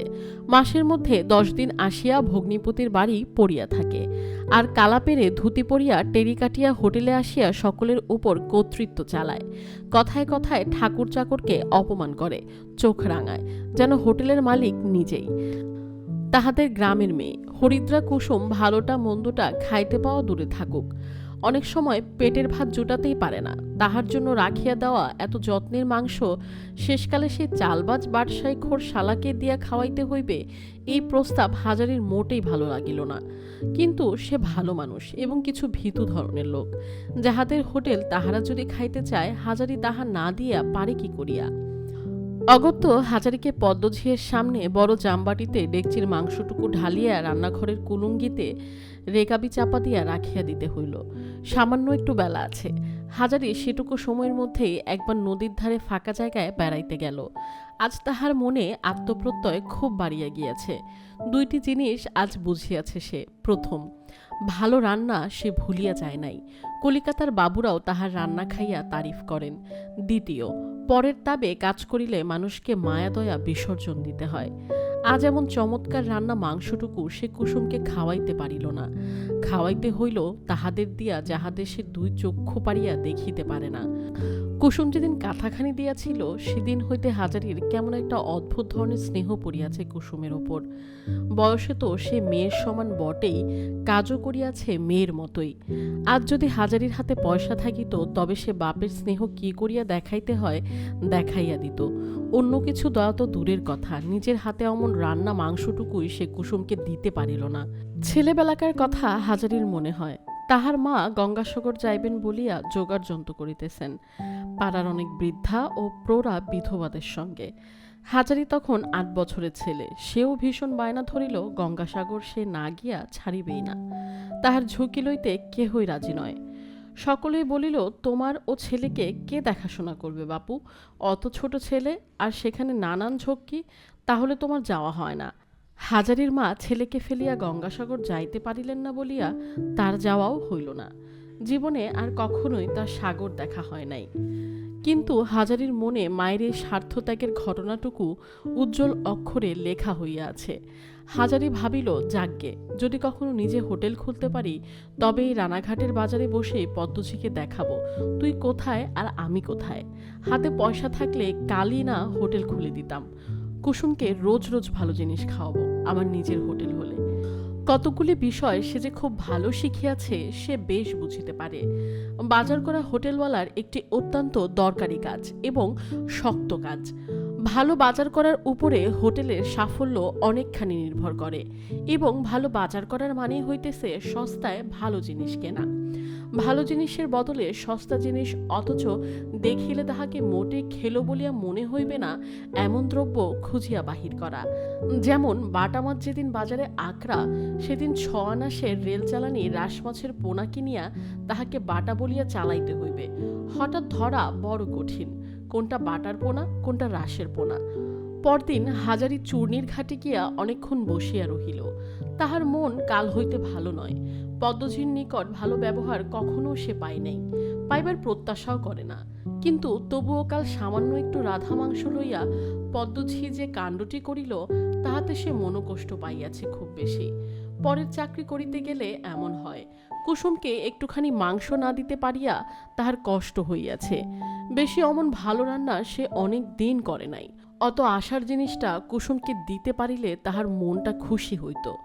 ভালো কাজ করিলেও চাকুরির উন্নতি তো দূরের কথা, ইহারা সুখ খ্যাতি পর্যন্ত করিতে জানে না, বরঞ্চ পদে পদে হেনস্থা করে। এক একবার ইচ্ছা হয় যদুবাবুর হোটেলে কাজ লইতে, কিন্তু সেখানেও যে এরকম হইবে না তাহার প্রমাণ কিছুই নাই। সেখানেও পদ্মঝি জুটিতে বিলম্ব হইবে না। কি করা যায়? বেলা পড়িয়া আসিতেছে, আর বেশিক্ষণ বসা যায় না। বহু পাপ না করিলে আর কেহ হোটেলের রাঁধুনিগিরি করিতে আসে না। এক্ষুনি গিয়া ডেকচি না চড়াইলে পদ্মঝি এক ঝুড়ি কথা শুনাইয়া দিবে। এতক্ষণ উনুনে আঁচ দেওয়া হইয়া গিয়াছে। কিন্তু ফিরিবার পথে সে কি মনে করিয়া কুসুমের বাড়ি গেল। কুসুম আসন পাতিয়া দিয়া বলিল, বাবা ঠাকুর আসুন। বড় সৌভাগ্য, অসময়ে আপনার পায়ের ধুলা পড়ল। হাজারি বলিল, দেখ কুসুম, তোর সঙ্গে একটা পরামর্শ করতে এলাম। কুসুম সাগ্রহ দৃষ্টিতে মুখের দিকে চাহিয়া বলিল, কি বাবা ঠাকুর? আমার বয়স 46 হয়েছে বটে, কিন্তু আমার তো বয়স দেখায় না। কি বলিস কুসুম? আমার এখনো বেশ খাটবার ক্ষমতা আছে। তুই কি বলিস? হাজারির কথাবার্তার গতি কোন দিকে বুঝিতে না পারিয়া কুসুম কিছু বিস্ময় কিছু কৌতুকের সুরে বলিল, তা বাবা ঠাকুর, তা তো বটেই। বয়স আপনার এমন আর কি। কেন বাবা ঠাকুর? কুসুমের মনে একটা কথা উকি মারিতে লাগিল। বাবা ঠাকুর আবার বিয়ে টিয়ে করবার কথা ভাবছেন নাকি? হাজারি বলিল, আমার বড় ইচ্ছে আছে কুসুম, একটা হোটেল করব নিজের নামে। পয়সা যদি হাতে কোনোদিন জমাতে পারি, এ আমি নিশ্চয় করব। তুই দেখিস, পরের ঝাঁটা খেয়ে কাজ করতে আর ইচ্ছে করে না। আমি আজ 10 বছর হোটেলে কাজ করছি। বাজার কি করে করতে হয় ভালো করে শিখে ফেলেছি। চক্রবর্তী মশাইয়ের চেয়েও আমি ভালো বাজার করতে পারি। মাখমপুরের হাট থেকে ফি হাটরা যদি তরিতরকারি কিনে আনি, তবে রানাঘাটের বাজারের চেয়ে টাকায় 4 আনা 6 আনা সস্তা পড়ে।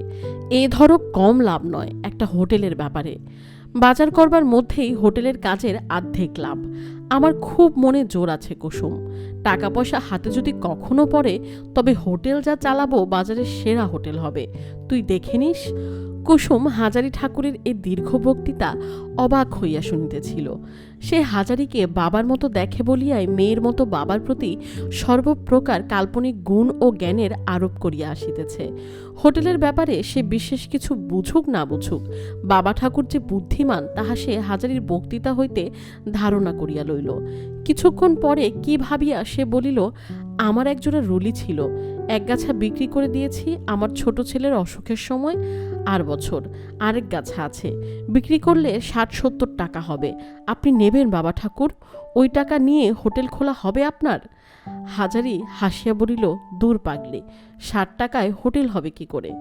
কত টাকা হলে হয়? অন্তত 200 টাকার কম তো নয়, তাতেও হবে না। আচ্ছা হিসেব করে দেখুন না বাবা ঠাকুর। হিসেব করে দেখব কি? হিসেব আমার মুখে মুখে।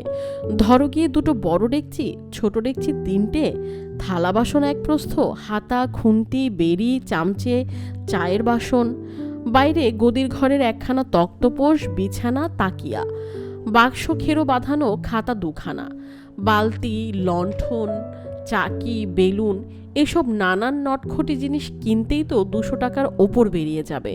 5 দিনের বাজার খরচ হাতে করে নিয়ে নামতে হবে। চাকর ঠাকুরের 2 মাসের মাইনে হাতে রেখে দিতে হয়।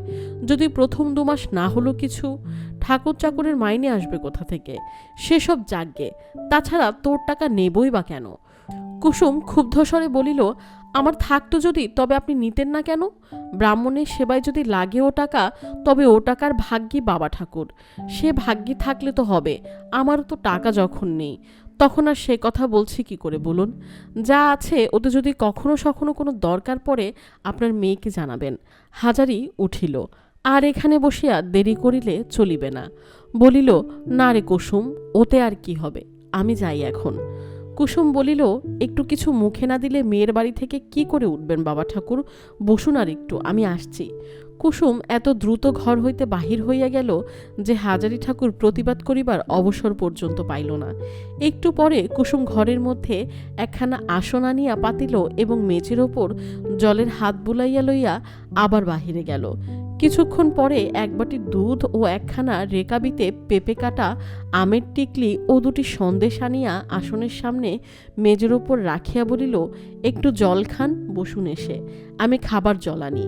হাজারি আসনের উপর বসিল। কুসুম ঝকঝকে করিয়া মাজা একটা কাচের গেলাসে জল আনিয়া রেকাবির পাশে রাখিয়া সামনে দাঁড়াইয়া রহিল। খাইতে খাইতে হাজারির মনে পড়িল সেদিনকার সেই মাংসের কথা। মেয়ের মতো স্নেহ যত্ন করে কুসুম, তাহারই জন্য তুলিয়া রাখা মাংস কিনা খাওয়াইতে হইল চক্রবর্তী মহাশয়ের গাঁজাখোর শালাকে দিয়া, শুধু ওই পদ্মঝিয়ের জন্য। দাসত্বের এই তো সুখ। হাজারি বলিল, তুই আমার মেয়ের মতন কুসুম মা। কুসুম হাসিয়া বলিল, মেয়ের মতন কেন বাবা ঠাকুর, মেয়েই তো। ঠিক মেয়েই তো, মেয়ে না হলে বাপের এত যত্ন কে করে? যত্ন আর কি করেছি, সে ভাগ্যি ভগবান কি আমায় দিয়েছেন। একে কি যত্ন করা বলে? কাঁথাখানা পেতে শুচ্ছেন বাবা ঠাকুর?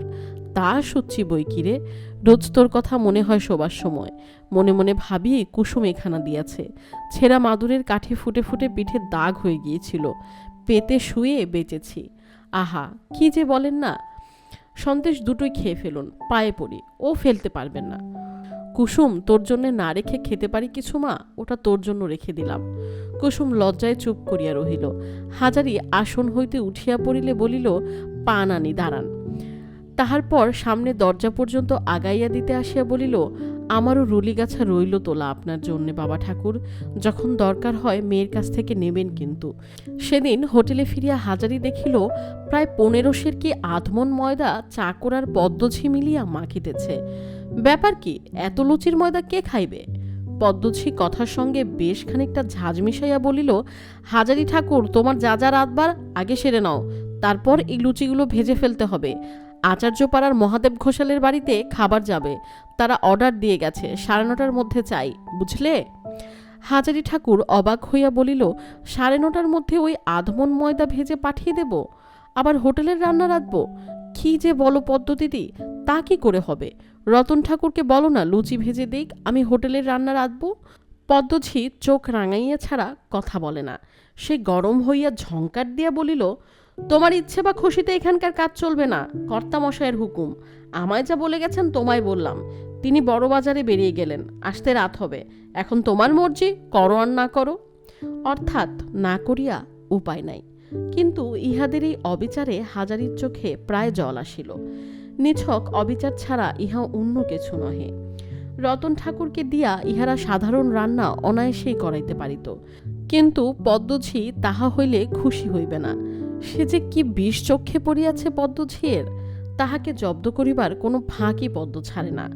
ভীষণ আগুনের তাতের মধ্যে বসিয়া রতন ঠাকুরের সঙ্গে দৈনিক রান্না কার্যতে প্রায় 9টা বাজিয়া গেল। পদ্মঝি তাহার পর ভীষণ তাগাদা লাগাইল লুচি ভাজাতে হাত দিবার জন্য। পদ্ম নিজে খাটিতে রাজি নয়, সে গেল খরিদ্দারের খাওয়ার তদারক করিতে। আজ হাটবার, বহু ব্যাপারী খরিদ্দার। রতন ঠাকুর তাহাদের পরিবেশন করিতে লাগিল। হাজারি এক ছিলেম তামাক খাইয়া লইয়াই আবার আগুনের তাতে বসিয়া গেল লুচি ভাজিতে। 8 ঘণ্টা পরে, তখন পাশের ময়দাও ভাজা হয় নাই। পদ্ম আসিয়া বলিল, ও ঠাকুর, লুচি হয়েছে, ওদের লোক এসেছে নিতে। হাজারি বলিল, না এখনো হয়নি পদ্ম দিদি, একটু ঘুরে আসতে বলো। ঘুরে আসতে বললে চলবে কেন? 9:30টার মধ্যে ওদের খাবার তৈরি করে রাখতে হবে বলে গেছে, তোমায় বলেনি সে কথা? বললে কি হবে পদ্ম দিদি, মন্তরে ভাজা হবে আধমন ময়দা। 9টার সময় তো উনুনে ব্রহ্মার নেচে ফেলেছি, জিজ্ঞেস করো মতিকে। সেসব আমি জানি নে, যদি ওরা অর্ডার ফেরত দেয় বোঝাপড়া করো কর্তার সঙ্গে, তোমার মাইনে থেকে আধমন ময়দা আর 10 ঘির দাম 1 মাসে তো উঠবে না, 3 মাসে উঠাতে হবে। হাজারি দেখিল কথা কাটাকাটি করিয়া লাভ নাই, সে নীরবে লুচি ভাজিয়া যাইতে লাগিল। হাজারি ফাঁকি দেওয়া অভ্যাস করে নাই, কাজ করিতে বসিয়া শুধু ভাবে কাজ করিয়া যাওয়াই তাহার নিয়ম। কেউ দেখুক বা নাই দেখুক। লুচি ঘিয়ে ডুবাইয়া তাড়াতাড়ি তুলিয়া ফেলিলে শীঘ্র শীঘ্র কাজ চুকিয়া যায় বটে, কিন্তু তাহাতে লুচি কাঁচা থাকিয়া যাইবে। এজন্য সে ধীরে ধীরে সময় লইয়া লুচি তুলিতে লাগিল। পদ্মঝি একবার বলিল, অত দেরি করে খোলা নামাচ্ছ কেন ঠাকুর? হাত চালাও না, অত লুচি ডুবিয়ে রাখলে কড়া হয়ে যাবে। হাজারি ভাবিল, একবার সে বলে যে রান্নার কাজ পদ্মঝিয়ের কাছে তাহাকে শিখিতে হইবে না। লুচি ডুবাইলে কড়া কি নরম হয় সে ভালোই জানে। কিন্তু তখনই সে বুঝিল পদ্মঝি কেন এই কথা বলিতেছে। দশের ঘি হইতে জ্বলতি বাদে যাহা বাকি থাকিবে পদ্মঝিয়ের লাভ, সে বাড়ি লইয়া যাইবে লুকাইয়া। কর্তামশায় পদ্মঝিয়ের বেলায় অন্ধ, দেখিয়াও দেখেন না। হাজারি ভাবিল, এসব জুয়াচুরির জন্য হোটেলের দুর্নাম হয়। খদ্দেরে পয়সা দেবে, তারা কাঁচা লুচি খাবে কেন? 10 ঘিয়ের দাম তো তাদের কাছ থেকে আদায় হয়েছে, তবে তা থেকে বাঁচানোই বা কেন? তাদের জিনিসটা যাতে ভালো হয় তাই তো দেখতে হবে। পদ্মঝি বাড়ি নিয়ে যাবে বলে তারা 10 ঘিয়ের ব্যবস্থা করেনি। পরক্ষণেই তাহার নিজের স্বপ্নে সে ভোর হইয়া গেল। এই রেলবাজারে সে হোটেল খুলিবে, তাহার নিজের হোটেল। ফাঁকি যাহাকে বলে তাহার মধ্যে থাকিবে না। খদ্দের যে জিনিসের অর্ডার দিবে তাহার মধ্যে চুরি সে করিবে না। খদ্দের সন্তুষ্ট করিয়া ব্যবসা নিজের হাতে রাঁধিবে, খাওয়াইয়া সকলকে সন্তুষ্ট রাখিবে। চুরি জুয়াচুরির মধ্যে সে নাই। লুচি ভাজা ঘিয়ের বুদ্ধুদের মধ্যে হাজারি ঠাকুর যেন সেই ভবিষ্যৎ হোটেলের ছবি দেখিতে পাইতেছে প্রত্যেক ঘিয়ের বুদ্ধটাতে। পদ্মঝি সেখানে নাই, বেচু চক্রবর্তীর গাঁজাখোর ও মাতাল শালাও নাই। বাহিরে গদির ঘরে দিব্য ফর্সা বিছানা পাতা, খদ্দের যতক্ষণ ইচ্ছা বিশ্রাম করুক, তামাক খাইতে ইচ্ছা করে খাক, বাড়তি পয়সা আর একটিও দিতে হইবে না। 2টা করিয়া মাছ, সপ্তাহে 3 দিন মাংস বাঁধা খদ্দেরদের। এসব না করিয়া শুধু স্টেশনের প্ল্যাটফর্মে হিন্দু হোটেল বলিয়া মতি চাকরের মতো চেঁচাইয়া গলা ফাটাইলে কি খদ্দের ভিড়িবে? পদ্মঝি আসিয়া বলিল, ও ঠাকুর, তোমার হলো? হাত চালিয়ে নিতে পারছ না, বাবুদের নোক যে বসে আছে। বলিয়ায় ময়দার বারকোষের দিকে চাহিয়া দেখিল বেলা লুচি যতগুলি ছিল হাজারি প্রায় সব খোলায় চাপাইয়া দিয়াছে। খান 15-20 বেশি 12 কোষে নাই। মতি চাকর পদ্মঝিকে আসিতে দেখিয়া তাড়াতাড়ি হাত চালাইতে লাগিল। পদ্মঝি বলিল, তোমার হাত চলছে না? না, এখনো 10 ময়দার তাল ডাঙায়, ওই রকম করে লুচি বেললে কখন কি হবে? হাজারি বলিল, পদ্মদিদি, রাত 11টা বাজাবে ওই লুচি বেলতে আর এক হাতে ভাজতে, তুমি বেলবার লোক দাও। পদ্মঝি মুখ নাড়িয়া বলিল, আমি ভাড়া করে আনি বেলবার লোক তোমার জন্যে? ও আমার বাবুরে, ভাজতে হয় ভাজো, না হয় না ভাজোগে, ফেরত গেলে তখন কর্তামশায় তোমার সঙ্গে বোঝাপড়া করবে। এখন পদ্মঝি চলিয়া গেল। মতি চাকর বলিল, ঠাকুর, তুমি লুচি ভেজে উঠতে পারবে কি করে? লুচি পোড়াবে না? এত ময়দার তাল আমি বেলবো কখন বলো? হঠাৎ হাজারির মনে হইল একজন মানুষ এখনই তাকে সাহায্য করিতে বসিয়া যাইত, কুসুম। কিন্তু সে গৃহস্থের মেয়ে, গৃহস্থের ঘরের বউ, তাহাকে তো এখানে আনা যায় না। যদিও ইহা ঠিক, খবর পাঠাইয়া তাহার বিপদ জানাইলে কুসুম এখনই ছুটিয়া আসিত। তারপর 1 ঘন্টা হাজারি অন্য কিছু ভাবে নাই, কিছু দেখে নাই। দেখিয়াছে শুধু লুচির কড়া, ফুটন্ত ঘি, ময়দার তাল আর বাখারির সরু আগায় ভাজিয়া তোলা রাঙা রাঙা লুচির গোছা। তাহা হইতে গরম ঘি ঝরিয়া পড়িতেছে, ভীষণ আগুনের তাপ, মাজা পিঠ বিষম টনটন করিতেছে, ঘাম ঝরিয়া কাপড় ও গামছা ভিজিয়া গিয়াছে। এক ছিলিম তামাক খাইবারও অবকাশ নাই, শুধু কাঁচা লুচি কড়ায় ফেলা এবং ভাজিয়া তুলিয়া ঘি ঝরাইয়া পাশের ধামাতে রাখা। রাত 10টা। মুর্শিদাবাদের গাড়ি আসবার সময় হইল। মতি চাকর বলিল, আমি একবার স্টেশনে যাই ঠাকুর মশাই, ট্রেনের টাইম হয়েছে। খদ্দের না আনলে কাল কর্তামশাইয়ের কাছে মার খেতে হবে, একটা বিড়ি খেয়ে যাই। ঠিক কথা। সে খানিকক্ষণ প্ল্যাটফর্মে পায়চারি করিতে করিতে হিন্দু হোটেল বলিয়া চেঁচাইবে। মুর্শিদাবাদের ট্রেন আসিতে আর মিনিট 15 বাকি। হাজারি বলিল, একা আমি বেলবো আর ভাজবো? তুই কি খেপলি মতি? দেখলি তো এদের কাণ্ড। রতন ঠাকুর সরে পড়েছে, পদ্মদিদিও বোধহয় সরে পড়েছে, আমি একা কি করি? মতি বলিল, তোমাকে পদ্মদিদি 2 চোখে দেখতে পারে না। কারো কাছে বলো না ঠাকুর, এসব তারই কারসাজি। তোমাকে জব্দ করবার মতলবে এই কাজ করেছে। আমি যাই, নইলে আমার চাকরি থাকবে না। মতি চলিয়া গেল। অন্তত 500 ময়দার তাল তখনও বাকি। লেচি পাকানো সেও প্রায় 150। হাজারি গুনিয়া দেখিল 16 গন্ডা লেচি। অসম্ভব। একজন মানুষের দ্বারা কি করিয়া রাত 12টার কমে বেলা এবং ভাজা 2 কাজ হইতে পারে? মতি চলিয়া যাইবার সময় যে বিড়িটা দিয়া গেছিল সেটি তখনও ফুরায় নাই। এমন সময় পদ্ম উকি মারিয়া বলিল, কেবল বিড়ি খাওয়া আর কেবল বিড়ি খাওয়া।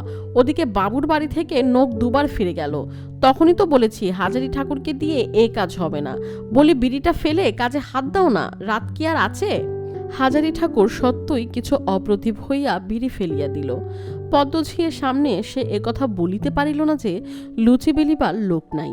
আবার সে লুচি ভাজিতে আরম্ভ করিয়া দিল একাই। রাত 11টার বেশি দেরি নাই। হাজারির এখন মনে হইল যে সে আর বসিতে পারিতেছে না। কেবলই এই সময়টায় মনে আসিতেছিল দুটি মুখ। একটি মুখ তাহার নিজের মেয়ে টেপির, বছর 12 বয়স, বাড়িতে আছে, প্রায় 5-6 মাস তার সঙ্গে দেখা হয় নাই। আরেকটি মুখ কুসুমের। ওবেলা কুসুমের সেই যত্ন করিয়া বসাইয়া জল খাওয়ানো তার সেই হাসি মুখ, টেপির মুখ আর কুসুমের মুখ এক হইয়া গিয়াছে। লুচি ও ঘিয়ের বুদ্ধুতে সে তখনও যেন একখানা মুখই দেখিতে পাইতেছে। টেপি ও কুসুম দুয়ে মিলিয়া এক। ওরা আজ যদি দুজনে এখানে থাকিত। ওদিকে কুসুম বসিয়া হাসি মুখে লুচি বেলিতেছে, এদিকে টেপি। ঠাকুর, স্বয়ং কর্তামশাই বেচু চক্রবর্তী, পিছনে পদ্মঝি। পদ্মঝি বলিল, ও গাঁজাখোর ঠাকুরকে দিয়ে হবে না, আপনাকে তক্ষুনি বলিনি বাবু? ও গাঁজা খেয়ে বুধ হয়ে আছে, দেখছো না কাজে এগোবে কোত্থেকে? হাজারি তটস্থ হইয়া আরো তাড়াতাড়ি লুচি খোলা হইতে তুলিতে লাগিল। বাবুদের লোক আসিয়া বসিয়াছিল। পদ্মঝি যে লুচি ভাজা হইয়াছিল তাহাদের ওজন করিয়া দিল কর্তাবাবুর সামনে। 500 ময়দার লুচি বাকি থাকিলেও তাহারা লইল না। এত রাত্রে লইয়া গিয়া কোনো কাজ হইবে না। বেচু চক্রবর্তী হাজারিকে বলিলেন, ওই ঘি আর ময়দার দাম তোমার মাইনে থেকে কাটা যাবে। গাঁজাখোর মানুষকে দিয়ে কি কাজ হয়? হাজারি বলিল, আপনার হোটেলে সব উল্টো বন্দোবস্ত বাবু। কেউ তো বেলে দিতে আসেনি এক মতি চাকর ছাড়া, সেও গাড়ির টাইমে স্টেশনে খদ্দের আনতে গেল। আমি কি করব বাবু? বেচু চক্রবর্তী বলিলেন, সেসব শুনছি নে ঠাকুর, ওর দাম তুমি দেবে। খদ্দের অর্ডার ফেরত দিলে সে মাল আমি নিজের ঘর থেকে লোকসান দিতে পারি নে। আর মাখানে চিকাটা ময়দা। হাজারি ভাবিল, বেশ, তাহাকে যদি এদের দাম দিতে হয় লুচি ভাজিয়া সে নিজে লইবে। রাত 11:30 পর্যন্ত খাটিয়া ও মতি চাকরকে কিছু অংশ দিবার জন্য লোভ দেখাইয়া তাহাকে দিয়া লুচি বেলাইয়া সব ময়দা ভাজিয়া তুলিল। মতি তাহার অংশ লইয়া চলিয়া গেল। এখনো 3-4 ঝুড়ি লুচি মজুদ। পদ্মঝি উকি মারিয়া বলিল, লুচি ভাজছ এখনো বসে? আমাকে কতখানা দাও দেখি। বলিয়া নিজেই একখানা গামছা পাতিয়া নিজের হাতে 25-30 গরম লুচি তুলিয়া লইল। হাজারি মুখ ফুটিয়া বারণ করিতে পারিল না, সাহসে কুলাইল না। অনেক রাত্রে সুপ্তথিতা কুসুম চোখ মুছিতে মুছিতে বাহিরের দরজা খুলিয়া সম্মুখে মস্ত এক পোটলা হাতে ঝোলানো অবস্থায় হাজারি ঠাকুরকে দেখিয়া বিস্ময়ের সুরে বলিল, কি বাবা ঠাকুর, কি মনে করে এত রাত্রে? হাজারি বলিল, এতে লুচি আছে মা কুসুম। হোটেলে লুচি ভাজতে দিয়েছিল খদ্দেরে, বেলে দেবার লোক নেই, শেষকালে খদ্দের 500 ময়দার লুচি নিলে না। কর্তাবাবু বলেন আমায় তার দাম দিতে হবে।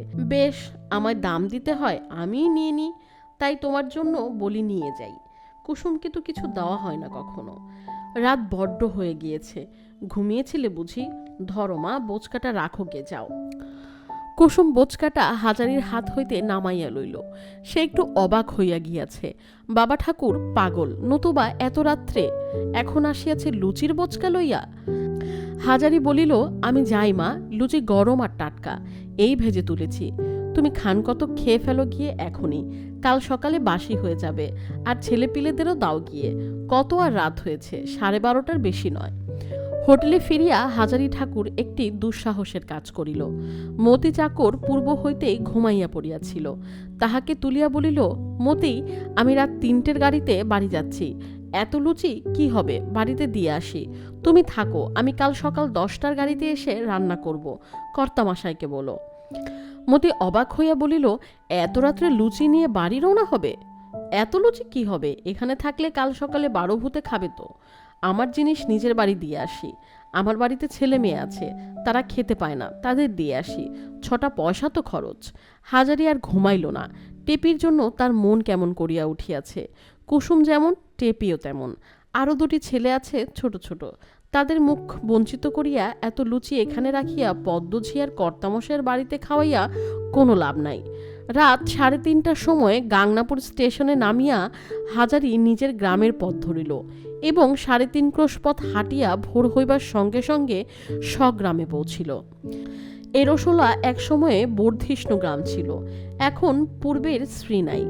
গ্রামের জমিদারকর বাবুরা এখান হইতে উঠিয়া কলিকাতা চলিয়া যাওয়াতে গ্রামের মাইনর স্কুলটির অবস্থা খারাপ হইয়া পড়িয়াছে।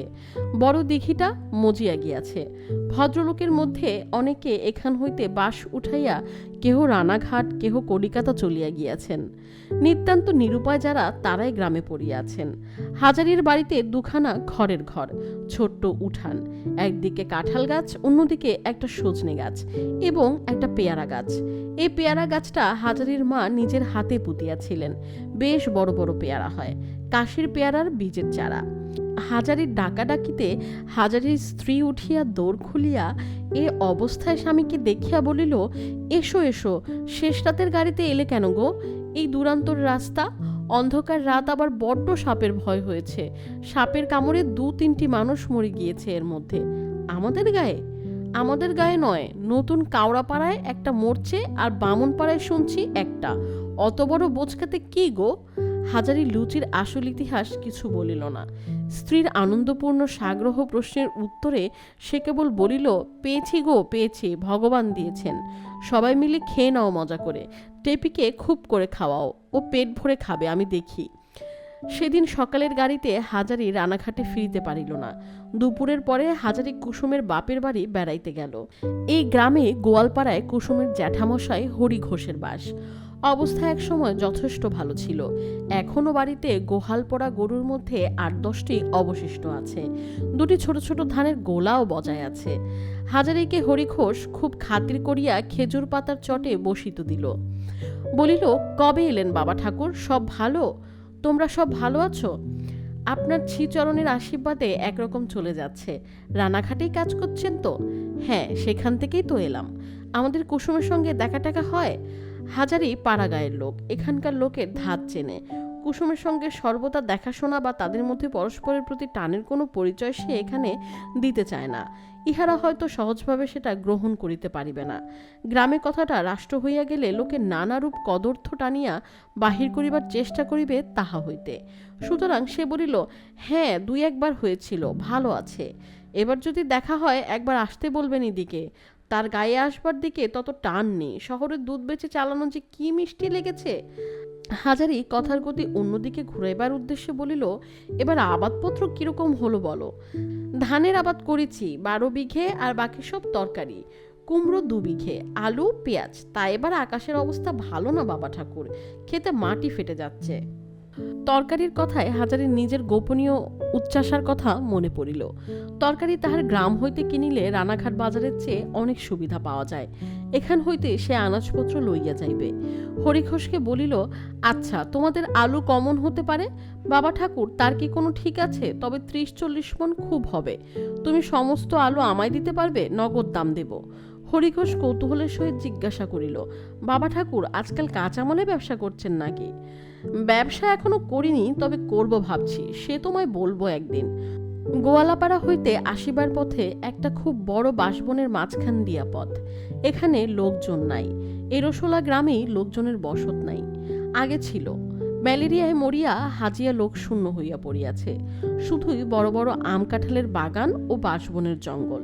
এই বাঁশবনের মধ্যে পুরনো দিনে পালিত পাড়া ছিল, হাজারি বাল্যকালেও দেখিয়াছে। পালিতেরা বেশ বর্ধিষ্ণু ছিল গ্রামের মধ্যে। পূজা পার্বণ, দোল দুর্গোৎসব পর্যন্ত হইয়াছে রাজেন পালিতের বাড়ি। এখন জঙ্গলের মধ্যে পালিতদের ভিটাটা পড়িয়াছে এই পর্যন্ত। দিন মানেই বোধহয় বাঘ লুকাইয়া থাকে। বাঁশঝাড়ে কটকট করিয়া শুকনো বাঁশের শব্দ হইতেছে, ঘন ছায়া, শুকনো বাঁশ পাতার ও শোলার শব্দ, ফিঙে শালিক পাখির কলরব। হাজারির মনে হইল আজ যেন তার হোটেলের দাসত্ব জীবন হইতে মুক্তির দিন। সেই ভীষণ গরম উনুনের সামনে বসিয়া আজ আর তাকে ডেকচিতে ভাত ডাল রান্না করিতে হইবে না। পদ্মঝিয়ের করা তাগাদা ও মুরব্বিয়ানা সহ্য করিতে হইবে না। বাঁশবনের ছায়ায় পূর্ণ শান্তিতে সে যদি ঘণ্টার পর ঘণ্টা ধরিয়া ঘুমায়, তাহা হইল কেহ কিছু বলিতে পারিবে না। এই মুক্তি সে ভালোভাবেই আস্বাদ করিতে চায় বলিয়াই তো হোটেল খুলিবার কথা সে এত ভাবে। সে যথেষ্ট অভিজ্ঞতা সঞ্চয় করিয়াছে। এইবার কিছু টাকা হইলে সে রানাঘাটের বাজারে হোটেল খুলিয়া দিতে পারে। হাজারি সত্যই চিন্তা করিতে আরম্ভ করিল, টাকা কোথায় ধার পাওয়া যাইতে পারে। এক গ্রামের গোসাইরা বড় লোক, কিন্তু তাহারা প্রায় সবাই থাকে কলিকাতায়। এখানে বৃদ্ধ কেশব গোসাই থাকেন বটে, কিন্তু লোকটা ভয়ানক কৃপণ। তিনি কি হাজারির মতো সামান্য লোককে বিনা বন্ধকে বিনা জামিনে টাকা ধার দিবেন? হাজারির জামিন হইবেই বাকে। তাহার অবস্থা অত্যন্তই খারাপ। দুখানা মাত্র চালাঘর, রান্নাঘরখানা গত বর্ষায় পড়িয়া গিয়াছে, পয়সার অভাবে সারানো হয় নাই। উঠানের আমতলায় রান্না হয়। বৃষ্টির দিন এখন ক্রমশ চলিয়া গেল, এখন তো অসুবিধা হয় না। বেলা প্রায় পড়িয়া আসিয়াছে। হাজারি বাড়ি ফিরিয়া দেখিল তাহার ছোট মেয়ে টেপি ঘরের দাওয়ায় বসিয়া উল বুনিতেছে। টেপি বাবাকে দেখিয়া বলিল, তোমার জন্য আসন বুনছি বাবা, কাল তুমি যদি থাকো কালকের মধ্যে হয়ে যাবে, তোমার সঙ্গে দিয়ে দেব। হাজারি মনে মনে হাসিল। বেচু চক্রবর্তীর হোটেলে সে কি রঙিন পশমের আসন পাতিয়া খাইতে বসিয়াছে? ছবিটি বেশ বটে। পদ্মঝি কি মন্তব্য করিবে তাহা হইলে? মেয়েকে বলিল, দেখি কেমন আসন। বা, বেশ হচ্ছে তো, কোথায় শিখলি তুই বুনতে? টেপি বলিল, মুখুজ্জে বাড়ির নীলাদি আর অতসীদির কাছে। আমি রোজ যাই দুপুরে, ওরা আমায় গান শেখায়, বোনা শেখায়। ওরা এখনো আছে? হরিণচরণ বাবু চলে যাননি এখনো? ওরা নাকি এ মাসটা থাকবে, থাকলে তো আমারই ভালো, আমি কাজটা শিখে নিতে পারি। কি চমৎকার গান গাইতে পারে অতসীদি, আজ শুনবে বাবা? তুই গান শিখলি কিছু? টেপি লাজুক সুরে বলিল, দু একটা, সে কিছু নয়। তুমি অতসীদির গান যদি শোনো তবে বলবে যে কলের গানের রেকর্ড শুনছি। ওদের বাড়ি খুব বড় কলের গানও আছে, রোজ সন্ধ্যের পর বাজায়। কত রকমের গান আছে, যাবে শুনতে সন্ধ্যের পর। অতসীদি নিজে কল বাজায়, আমিও যাব তোমার সঙ্গে। অতসীদিকে বলবো বাবা এসেছে, ভালো ভালো বেছে গান দেবে। হাজারি বলিল, হ্যাঁ রে, হরিচরণ বাবুর শরীর সেরেছে জানিস? তা তো জানি নে, তবে তিনি বৈঠকখানায় বসে রোজই তো সবার সঙ্গে গল্প করেন। একদিন বৈঠকখানায় কলের গান বাজিয়েছিলেন, কি চমৎকার কীর্তন। সঙ্গীত শিল্পের প্রতি বর্তমানে হাজারির তত আগ্রহ নাই।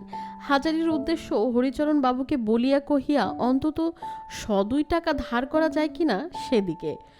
হরিচরণ মুখুজ্জে মহাশয় এ গায়ের মধ্যে একমাত্র শিক্ষিত, অবস্থাপন্ন ও সম্ভ্রান্ত লোক। তাহারা এ গ্রামের জমিদার, কিন্তু অনেকদিন হইতে গ্রাম ছাড়িয়াছেন। প্রকাণ্ড 3 মহলা বাড়ি পড়িয়া আছে। 2-1 বৃদ্ধা পিসি মাসি ছাড়া বাড়িতে আর কেহ এতদিন ছিল না। আজ মাস 4-5 হইল হরিচরণ মুখুজ্জের একমাত্র পুত্র কলিকাতায় মারা যায় বসন্ত রোগে। পুত্রের মৃত্যুর পর হইতেই আজ প্রায় 3 মাস হইল হরিচরণ বাবু সপরিবারে দেশের বাটিতে আসিয়া যে কেন বাস করিতেছেন সে খবর হাজারি রাখে না।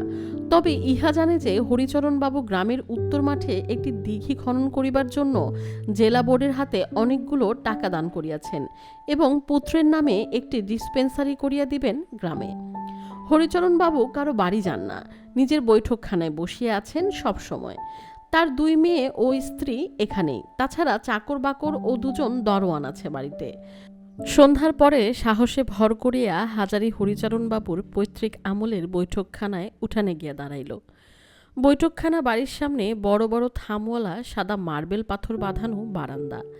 বারান্দার সামনে একটা মাঝারি গোছের কামরা, পাশে একটা ছোট কামরা। পূর্বে নবীনবাবু বলিয়া ইহাদের এক শরিক বড় বৈঠকখানার পাশে পৃথকভাবে নিজের জন্য আর একটি বৈঠকখানা তৈরি করিয়াছিলেন। তিনি আজ 25 বছর হইল নিঃসন্তান অবস্থায় মারা যাওয়াতে উক্ত বৈঠকখানা ঘর বর্তমানে বিচালি রাখিবার জন্য ব্যবহৃত হয়। হাজারি টেপিকে সঙ্গে করিয়া লইয়া গিয়াছিল। টেপি বলিল, বাবা তুমি বসো, আমি অতসীদিকে বলিকে তুমি এসেছ কলের গান শুনতে, এক্ষুনি দেবে গান। বৈঠকখানার সামনে হাজারিকে দাঁড় করাইয়া রাখিয়া টেপি পাশের ছোট্ট দরজা দিয়া বাড়ির মধ্যে সরিয়া পড়িল। ঘরের মধ্যে তেলের চৌপায়া লণ্ঠন জ্বলিতেছে। ইহা সাবেকি কালের বন্দোবস্ত, এখনো ঠিক বজায় আছে। হাজারি বারান্দায় দাঁড়াইয়া ইতস্থ করিতেছে ঘরে ঢুকিবে কিনা। এমন সময় ঘরের ভিতর হইতে স্বয়ং হরিচরণ বাবু বারান্দায় বাহির হইয়াই সামনে হাজারিকে দেখিয়া বলিলেন, কে? হাজারি বিনীতভাবে হাত জোড় করিয়া মাথা নিচু করিয়া প্রণাম করিয়া বলিল, বাবু আমি হাজারি। ও হাজারি, কি মনে করে? এসো এসো, বাইরে দাঁড়িয়ে কেন, ঘরের মধ্যে এসো। 1 মাস 2 তোমায় দেখিনি। তোমার মেয়ে মাঝে মাঝে আসে বটে, আমার বড় মেয়ে অতসীর সঙ্গে তার বেশ ভাব। হরিচরণ বাবুর বয়স ৫৫-৫৬ হইবে। গৌরবর্ণ, লম্বা আড়ার চেহারা, বড় বড় চোখ, গলার স্বর ভীষণ গম্ভীর। তিনি খুব শৌখিন লোক ছিলেন, এখনও এই বয়সেও, এবং ছেলে মেয়ে মারা যাওয়া সত্ত্বেও বেশ শৌখিনতা ও সুরুচির পরিচয় আছে তার, আর পরে পোশাকেও। হাজারি আসলে আসিয়াছে টাকা ধার করিবার কথা বলিতে, কিন্তু বৈঠকখানা ঘরে ঢুকিয়া প্রকাণ্ড বড় সেকেলে প্রমাণ সাইজের আয়নাখানায় নিজের আপাদমস্তক দেখিয়াই তাহার সাহসটুকু উবিয়া গেল। হরিচরণবাবুর নির্দেশ মতো সে একখানা চেয়ারে বসিল। হরিচরণবাবু বলিলেন, চা খাবে হাজারি? হাজারি আমতামতা করিয়া বলিল, আজ্ঞে চা আমি থাকগে, সে কেন আবার কষ্ট? হরিচরণবাবু বলিলেন, বিলক্ষণ, কষ্ট কিসের, আমি তো চা খাবই এখন, দাঁড়াও আনতে বলি। এই সময় টেপি বৈঠকখানায় যে দোর অন্তপুরের দিকে, সেখানে আসিয়া দাঁড়াইল। হরিচরণ বাবুকে বৈঠকখানার মধ্যে দেখিয়াও সে বেশ সহজভাবেই বলিল, বাবা দাঁড়াও, অতসীদি কলের গান বাজাচ্ছে, আমি বলেছি আমার বাবা তোমাদের কলের গান শুনতে এসেছে। হরিচরণবাবু বলিয়া উঠিলেন, কলের গান শুনতে এসেছ হাজারি? তা আমাকে বলতে হয় এতক্ষণ, শুনতে আসবে এ আর কথা কি? তোমরা ২-৫ জন আসো যাও, বড় আনন্দের কথা। গ্রাম তো লোক শূন্য হয়ে পড়েছে। ওরে খুকি, তোর বাবার জন্য আর আমার জন্য ২ পেয়ালা চা আনতে বলে দে তো তোর অতসী দিদিকে। হাজারি মনে মনে টেপির উপর চটিয়া গেল। হতভাগা মেয়েটা সব দিল মাটি করিয়া। কে তাহাকে বলিয়াছিল কলের গান শুনিতে সে যাইতেছে মুখুজ্জ বাড়িতে? অতপর টাকার কথা উত্থাপন করা কি ভালো দেখায়? না, যত ছেলে মানুষ নিয়ে হইয়াছে কারবার। হরিচরণ বাবুর মেয়ে অতসী এই সময় ২ পেয়ালা চা হাতে ঘরে ঢুকিল। প্রথমে হাজারির সামনে টেবিলে একটি পেয়ালা নামাইয়া অন্য পেয়ালাটি হরিচরণ বাবুর হাতে দিল। অতসীর বয়স ১৮-১৯, বেশ ধবধবে ফর্সা, সুন্দর মুখশ্রী, ডাগর ডাগর চোখ। এক কথায় অতসী সুন্দরী মেয়ে, পরিষ্কার পরিচ্ছন্ন অথচ সহজ অনাড়ম্বর সাজগোজ, হাতে কয়েক গাছি সরু সোনার চুড়ি, এবং কানে ইয়াররিং ছাড়া অলংকারের কোনো বাহুল্য নাই। হরিচরণবাবু বলিলেন, তোমার হাজারি কাকা, প্রণাম করো অতসী। অতসী আগাইয়া আসিয়া হাজারির সামনে নিচু হইয়া প্রণাম করিয়া পায়ের ধুলা লইল। হাজারি সংকুচিত হইয়া বলিল, থাক থাক, এসো মা, রাজরানী হও মা, এসো, কল্যাণ হোক।